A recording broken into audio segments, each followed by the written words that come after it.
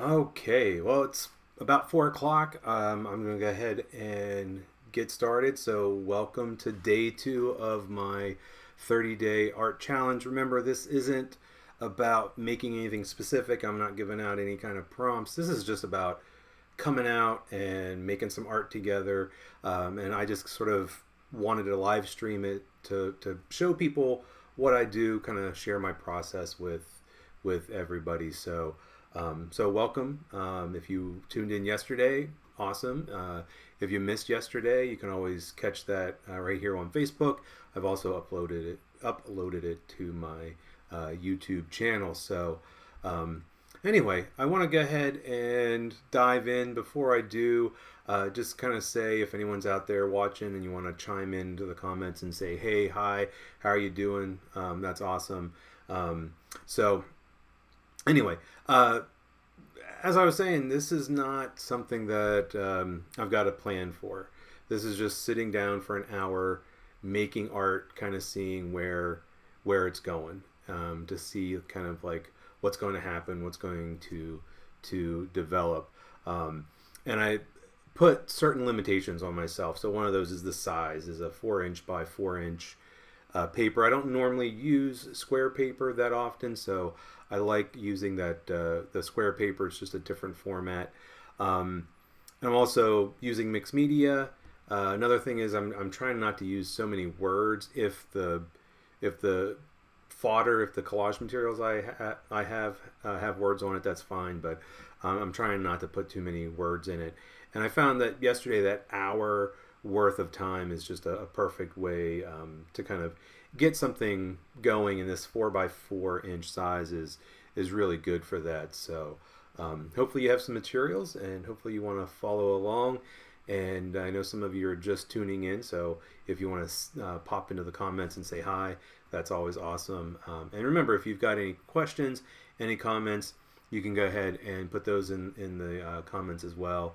Or if you're watching the recorded video, you can always again put them in the comments, and I keep an eye on it, and I'll try to answer any questions or respond to any comments. So all right, well, I'm ready, so I'm going to go ahead and switch my view, and then we'll dive into making today.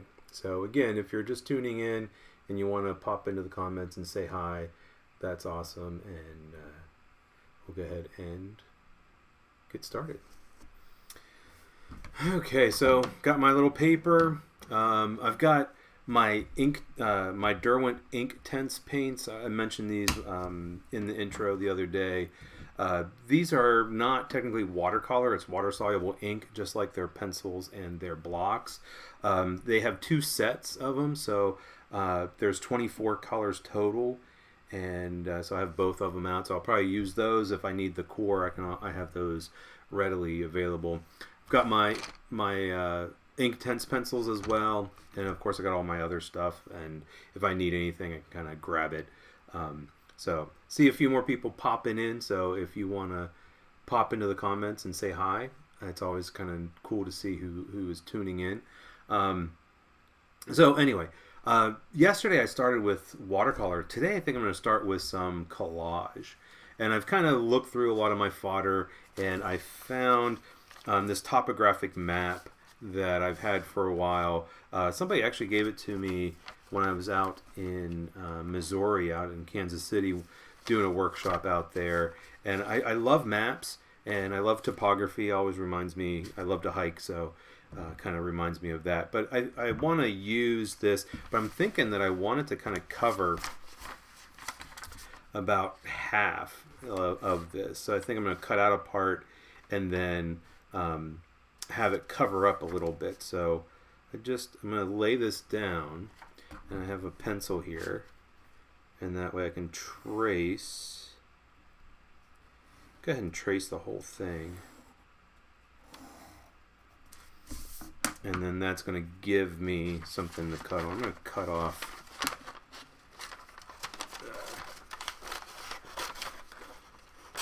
just cut off this big part so I can trim it down.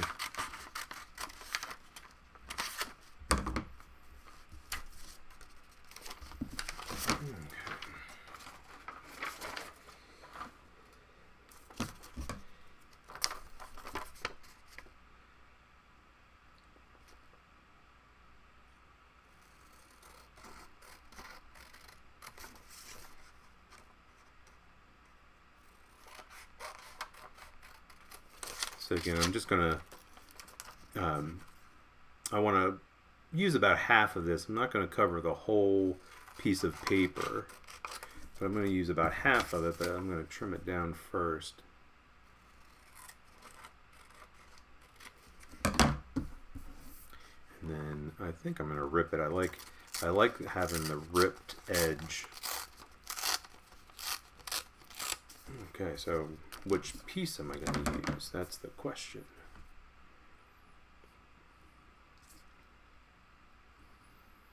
So I'm thinking I'm going to do it this way. Maybe I'll do it that way. I like the smaller piece better.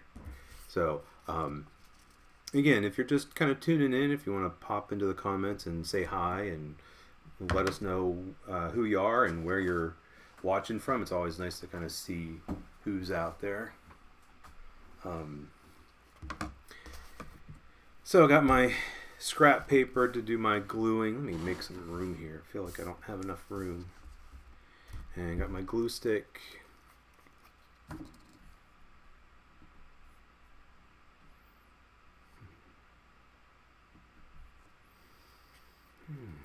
looks like we got a couple people tuning in that tuned in yesterday, so that's awesome. Welcome back. If you didn't see yesterday's and you want to see it, I have it saved there on my Facebook page, and it's also on YouTube.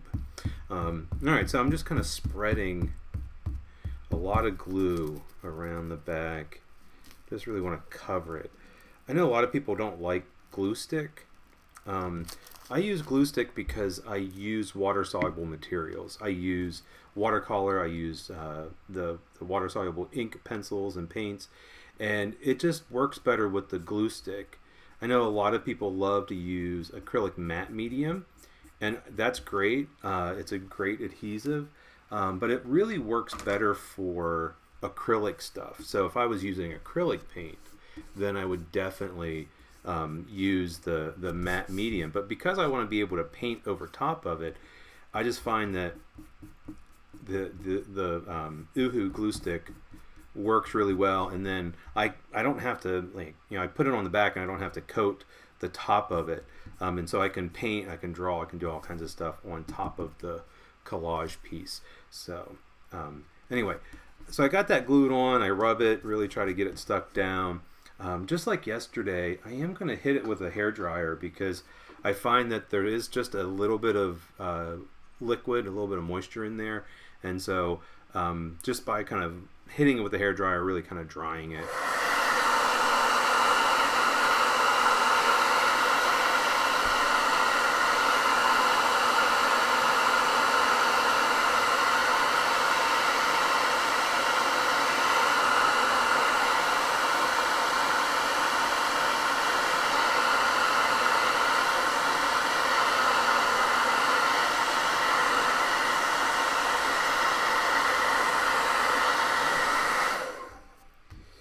You can see that the paper curls, and I mean that shows you that there was some liquid in there, because what happens is the paper shrinks as you dry it. So I work in a very intuitive manner. I don't really plan and plot and scheme things out. So what that means is that I really just trust my gut, and I make decisions very quickly without a whole lot of debate. I wouldn't say, a whole lot of thought, because there's thought that goes in, but it's more just like, oh, I think I'm going to use green, and then I just use it. I don't sit there and try to judge what I'm doing and saying, oh, well, does green really work? Is that really what? And I don't know what this is going to mean. I don't know what the outcome's going to be. I have not tried to envision what this piece is going to be, other than I know it's going to be mixed media. So just trying to work intuitively. If you haven't done that much, it's a really good exercise.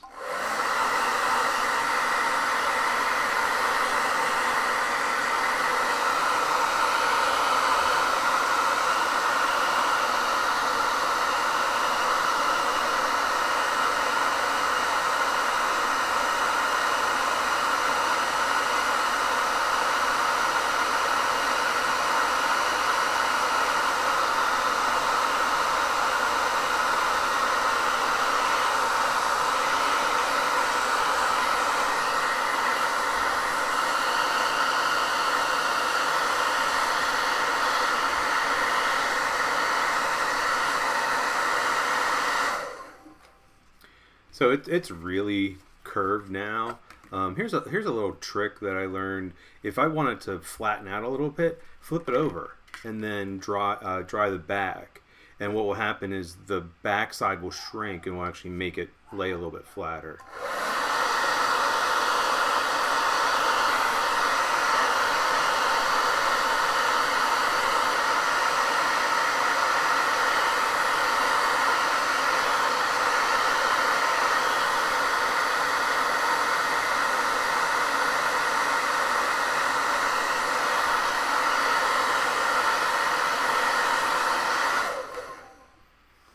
Okay, so it's a little bit flatter now, and it's pretty dry. So that's a when I use the hair dryer, it really makes the paper curl. So um, yeah, I gotta be careful of that.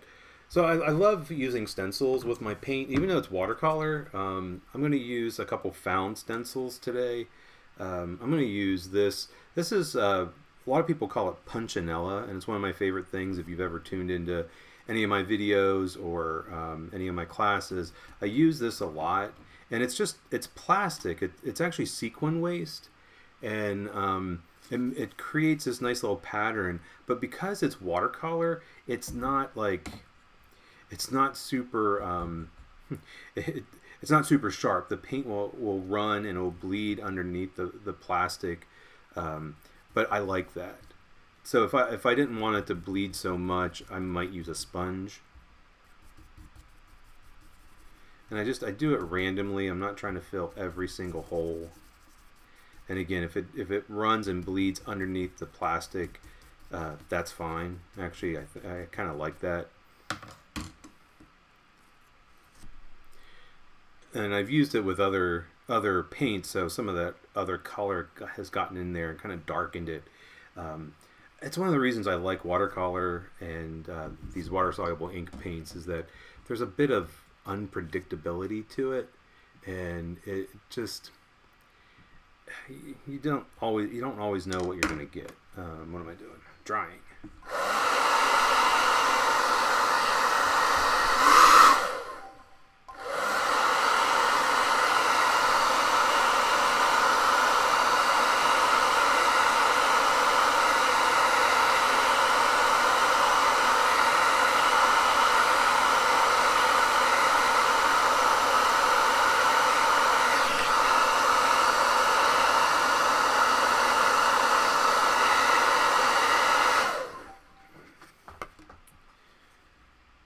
So yesterday I used some blues and purples. Today I kind of have a more earthy kind of feel, and I think it's because of the topographic map.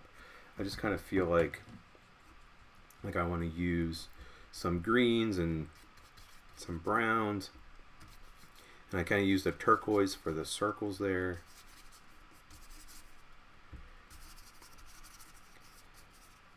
And I'm not really being too conscious and too careful about how I put the paint on, but I'm not doing it real dark because I want to build up layers. And if I go too dark right now, it's going to be very hard.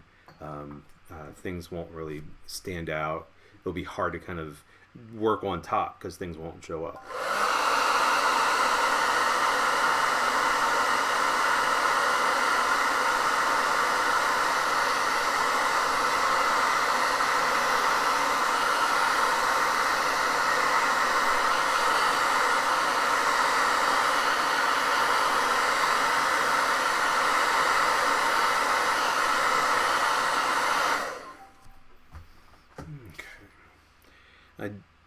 As I was sitting here drawing, I looked over and I saw the scraps of the topography map, and I've kind of covered up. I mean, you can still see the topography map there, but it really kind of blends in. So I was thinking, like, it might be kind of interesting to introduce a piece or a couple pieces of it back in on top of this.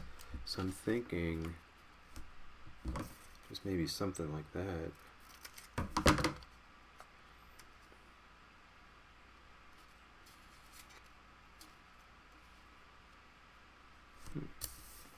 Again, just part of that kind of more intuitive way of working. Just kind of like looking around like, oh, That looks really cool. Maybe I'll try that.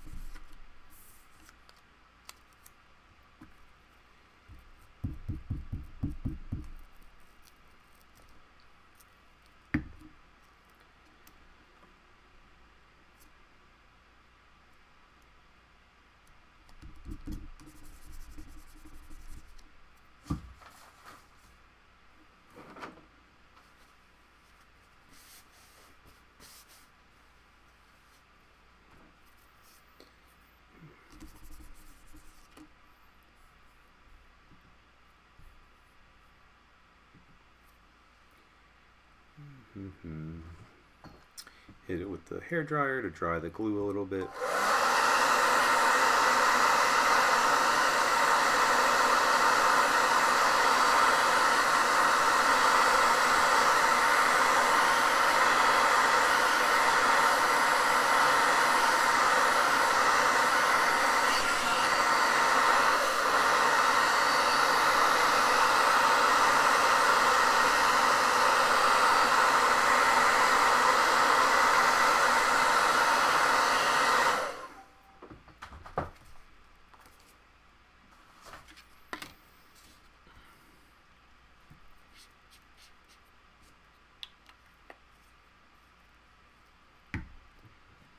I think it's time for some ink pencils. So the paint's really great, but the pencils are good because they give me a bit more control than the paint. And it's basically the same material. It's just one's in pencil form and one is in paint form. And I call these watercolor pencils, but technically they are water-soluble ink pencils. And but watercolor pencil is just a little bit easier to say.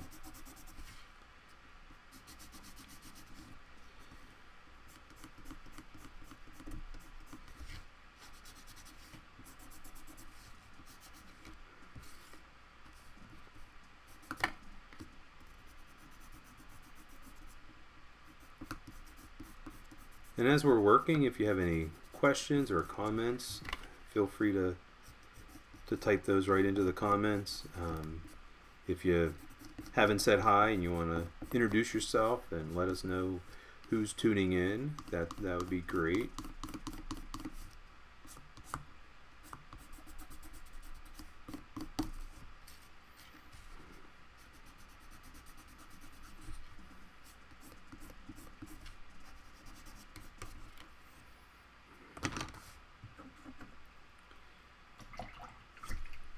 Gotta be careful, I got my tea over here. I don't want to stick my paintbrush in my tea water, or in my tea. I'm sure many of us have done that before with drinks and whatnot in the studio.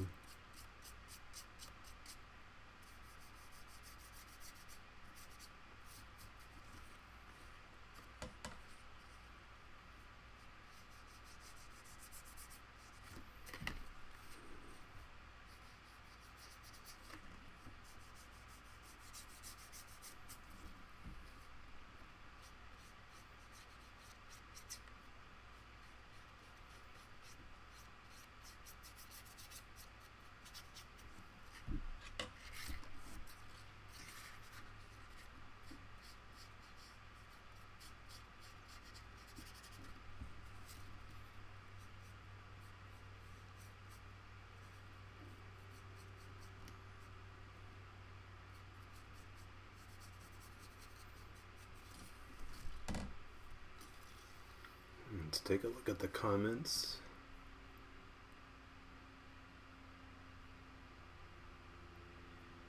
Okay, so got a few people that have said hi, so hi everyone. And then Bobby asked about the water-soluble paint.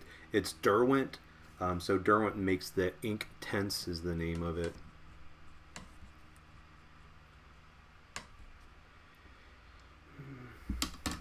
Dryer. That's what I need to do.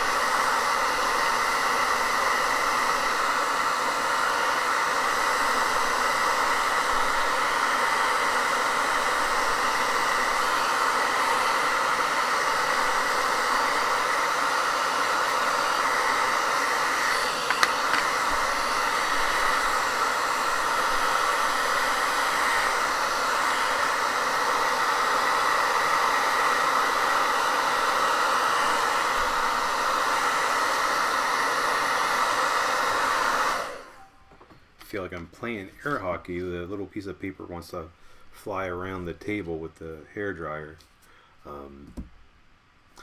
Okay, I'm not quite sure what to do next, but I think I need some contrast in there. There's not a whole lot. I think I'm gonna grab my black pen. I really like these dashed kind of lines. I think I'm gonna just echo those and create some more.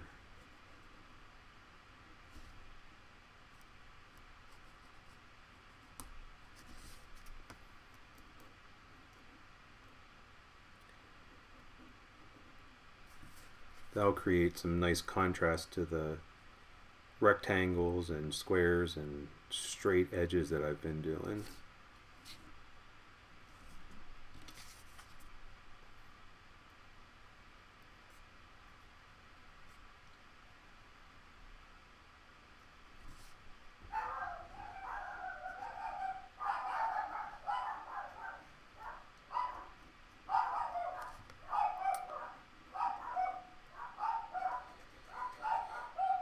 Sounds like somebody might be at the door. Oh well. I'm kind of busy. My dogs don't like it whenever people come to the door.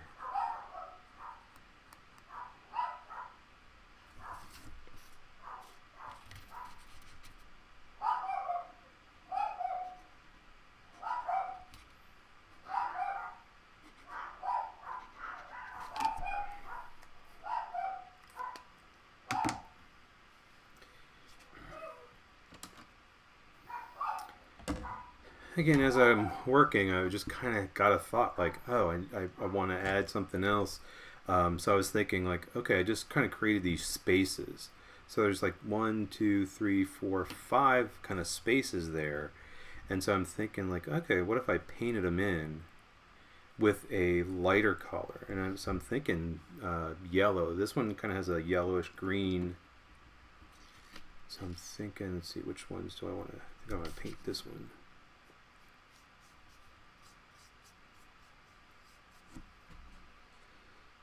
So because the ink tints are a little bit more permanent when they dry, they don't spread as much when I paint over top of them. So the paints and the pencils are both like that. And it's one of the big selling points that Derwent mentions. You'd think I work for them or something, but I really like the ink tints. But really, I mean, any kind of watercolor pencil, any kind of watercolor paint works fine. Especially if you're just starting to learn. But I do find that with the higher quality materials, you tend to get more intense color, and also the idea of light fastness. So all the materials that I'm using are light fast, except for maybe some of the collage materials because they're just kind of random. I know some people get kind of concerned about the archival quality of the materials, but the ink tints are light fast. That means that they're not going to fade if they're hanging up, and they're exposed to like normal light. But as far as like archival quality. You know, I don't know what kind of paper that topography map was made of, but I really don't care. I know I use stuff that probably has acid in it. The mixed media paper is acid free, but who knows? And you know what? If it deteriorates, it's going to be long after I'm dead and gone. So I'm not really concerned about that.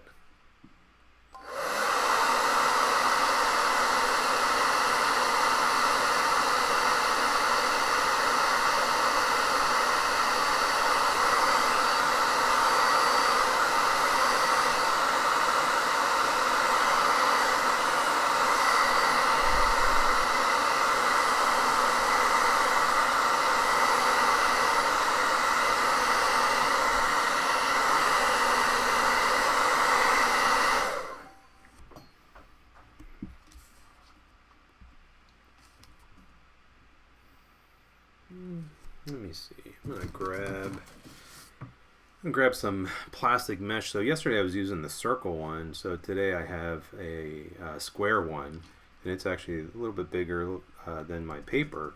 So if I wanted to kind of cover the whole thing, I could. But I'm gonna just use it and create a little grid pattern.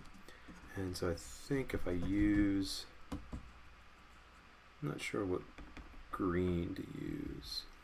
It's a dark green. I like that. Again, if it has a lot of water in it, it's going to really bleed underneath. But again, I kind of like that. So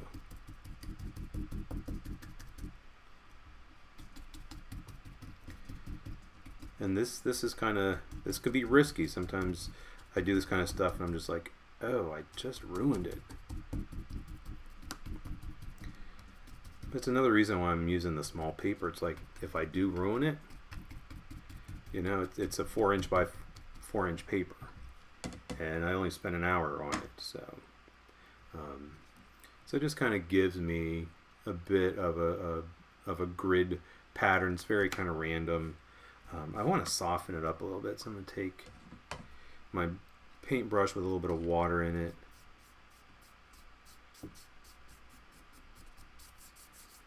So it hasn't totally dried, but where it has kind of dried, it's staying. It's not really smudging or smearing, but I'm just kind of softening it up a little bit.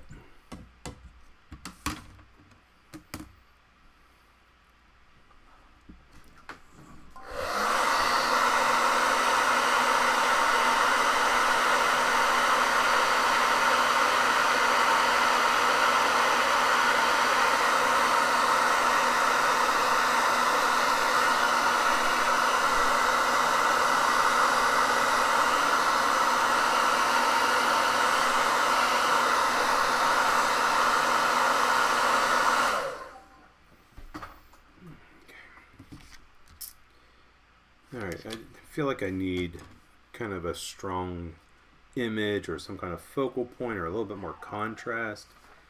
So I pulled out some different collage pieces, and I'm not really sure what I want to work with. I like this one because of the light bulbs. So I might cut out one of these light bulbs to use. I always love old book pages. So just again, I'm not really sure. Actually, I just had a thought. I think I want to use this. It's lighter. It's going to have some contrast, but it kind of ties in. I don't know if that paper's too. I think it's like too warm.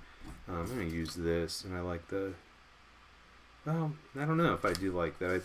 This texture is very similar to the textures there, so I think actually I might use this. Alright, so I'm thinking I want to use my circle template. I shared this yesterday. You can find it at different art stores, different online places. They're actually like little kids. Somebody put a link in the comments of yesterday's video, so if you're interested, you can always go back there and look. But there's a circle, a square, triangle, hexagon, or pentagon maybe. Scissors.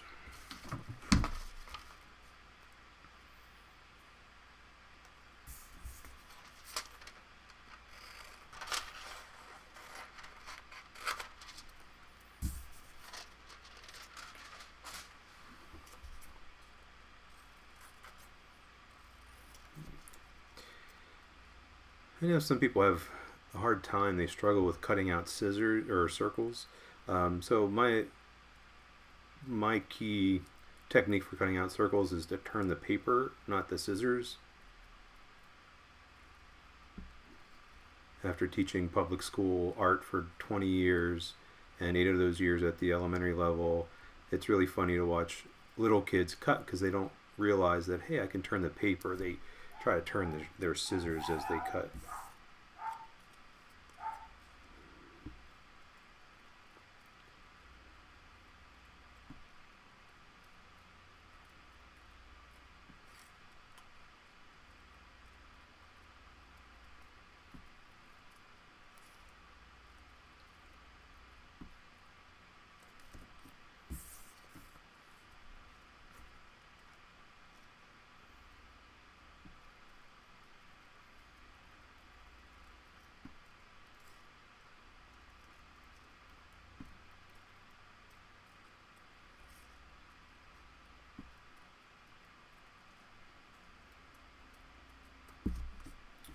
I know some people have punches. I have some somewhere, but I don't think I have any that are about that size.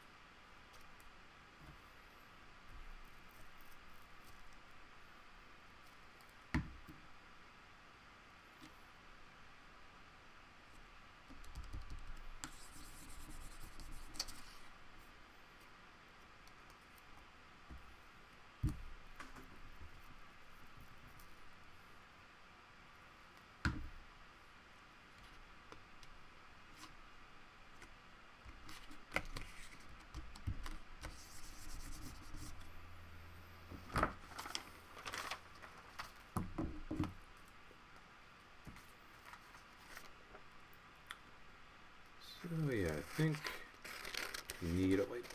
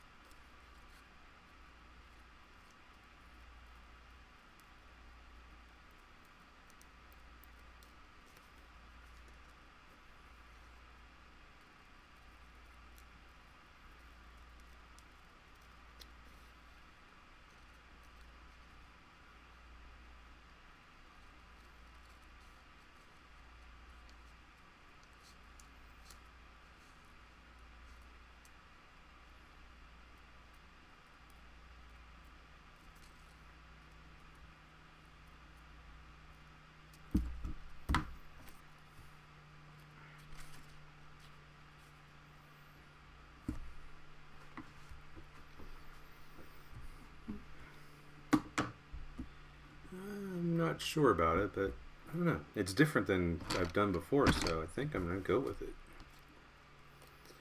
Again, just trying to trust my intuition more than kind of just doing the same old thing that I've always done.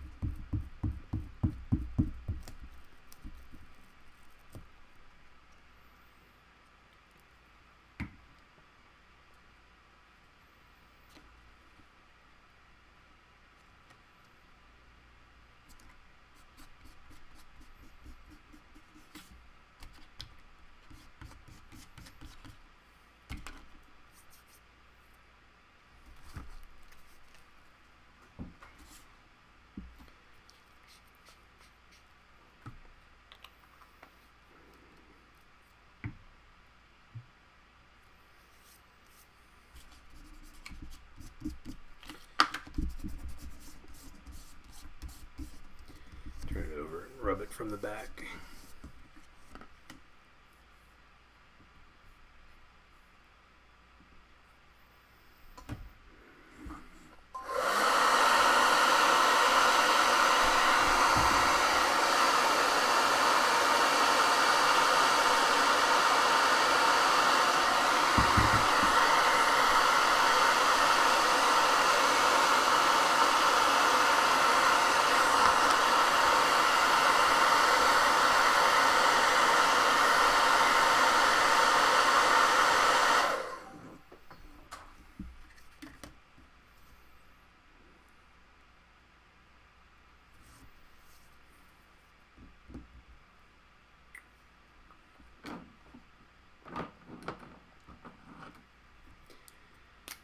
Okay, so getting to the point now where I feel like the main thing is kind of getting there, but I kind of want to add some small accents, some small embellishments.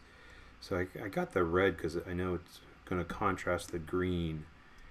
I'm just not quite sure. I'm thinking, I'm going to go with my gut. My gut just tells me I need to draw some random lines across. So not only do I like to use maps, I like to use lines that are map-like.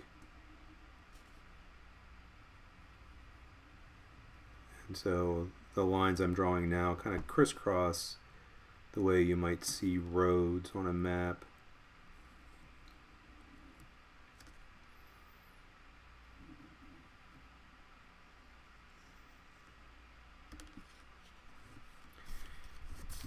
And I want them to stand out a little bit, so I'll go in and take my time and make some of the lines, or make probably all the lines thicker.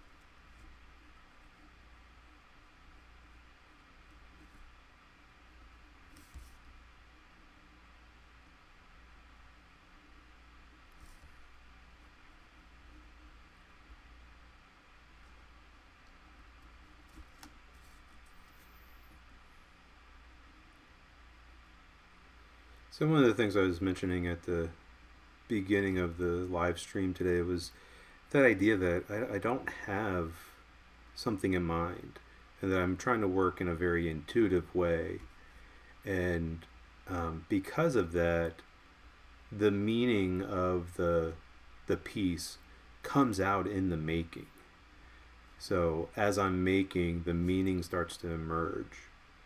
And so like yesterday's piece ended up being more of a self-portrait. So it had a lot to do with me.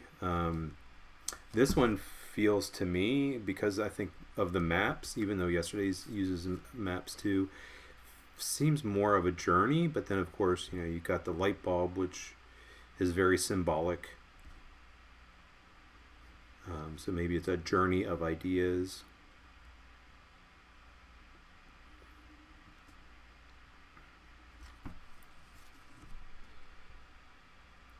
And one thing with adding these lines on top of the collage, it really pushes those pieces of collage into the image.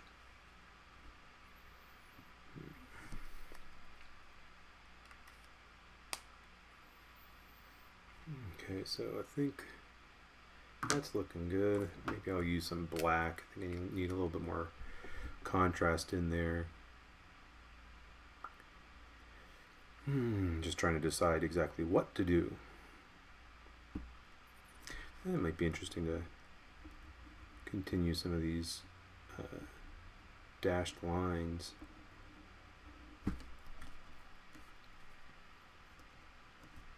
At least on top of these yellowish squares or yellowish circles.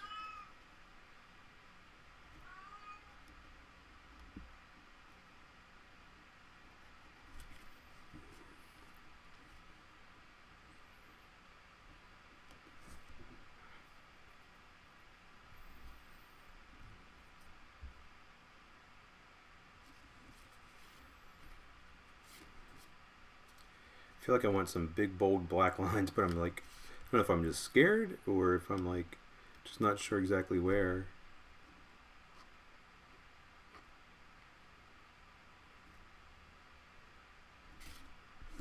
Yeah, I think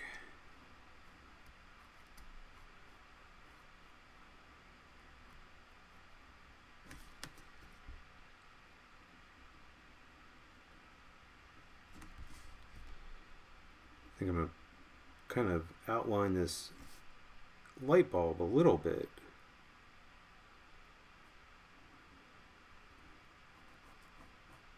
But thinking about how that black line can divide that negative space there.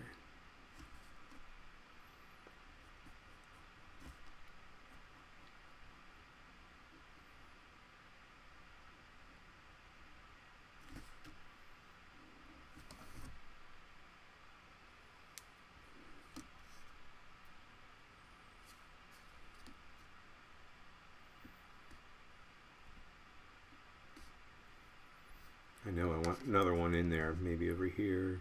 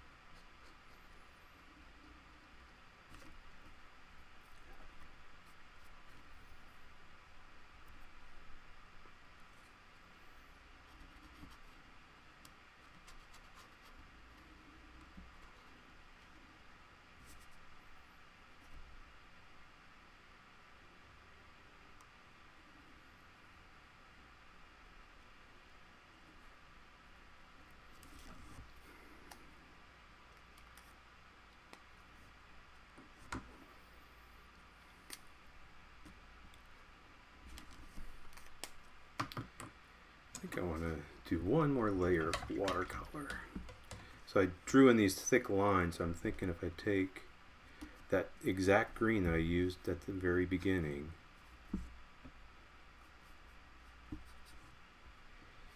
maybe that will help bring out a little bit of contrast.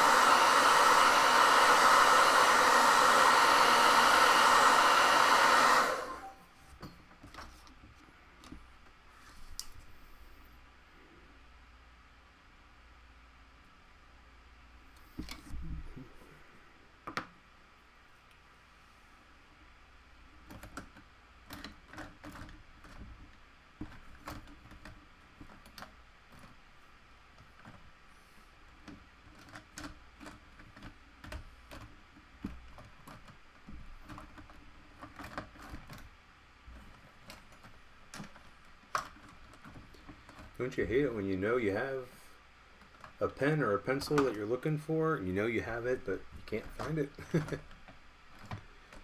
It's like I know I'm looking for a silver. There it is. So this is a silver Uniball gel impact pen, very similar to the white Signo pen that I used yesterday. They actually sometimes they sell them in a set, so they're both gel pens. But the silver is a real nice silver, so I think I want a little bit of that.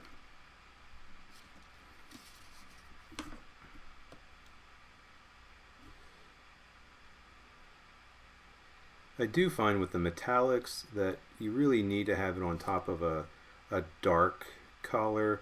Um, but if you can't do that, then what I do is I'll outline so you can see those silver dots reflecting. If I outline them, they'll even make it stand out even more. So if I take my black pen,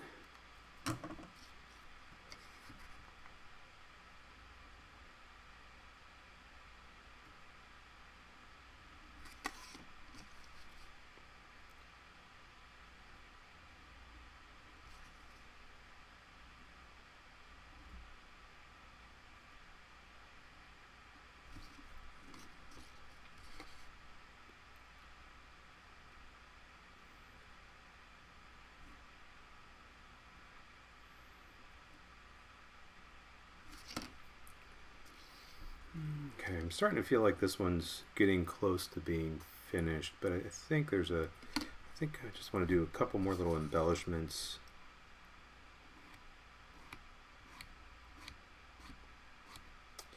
I like using little patterns like stripes or spirals to kind of darken an area. Just kind of darkens it a little bit, makes it kind of pop out. What's next to it kind of pop out.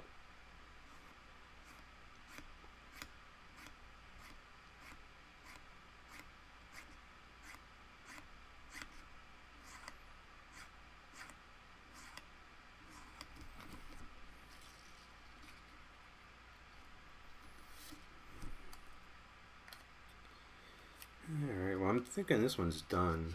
I'm going to go ahead and sign it.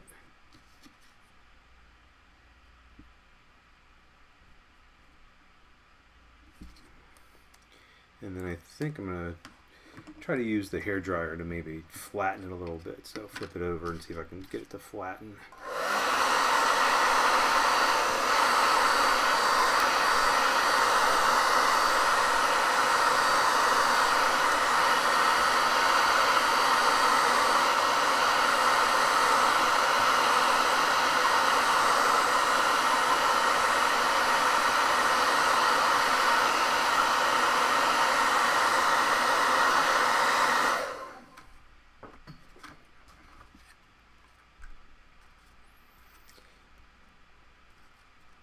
So I got it to flatten a little bit, but I'll put it underneath a stack of books or something that should help flatten it out a little bit more. But yeah, so I think that one is kind of more on the done side. So if you've got any questions or comments, go ahead and pop them into the comments there. Go ahead and change over. So anyway, yeah, I just kind of feel like I'm gonna spend approximately an hour each day. So sometimes it might come up a little bit shorter than that. Sometimes it might be a little bit longer than that. But then also I can kind of take these last few minutes to see if there's any kind of question. So Deborah says that she irons her papers flat. I do that sometimes, but unfortunately, depending on the materials that you use, so like if you have, I know that like photocopies will transfer, so you have to be kind of careful when you iron, depending on what you have been using. If it's just kind of paint and ink, you're probably fine, or some collage, but yeah, you do have to be careful because the heat will activate certain certain things like photocopies and stuff like that. But yeah, so anyway, if anybody else has any questions before I sign off, go ahead and pop them into the comments, and then we'll just kind of wrap it up. And so Rhonda said that she thinks it's helpful to hear me talk about contrast and pushing shapes forward and backwards.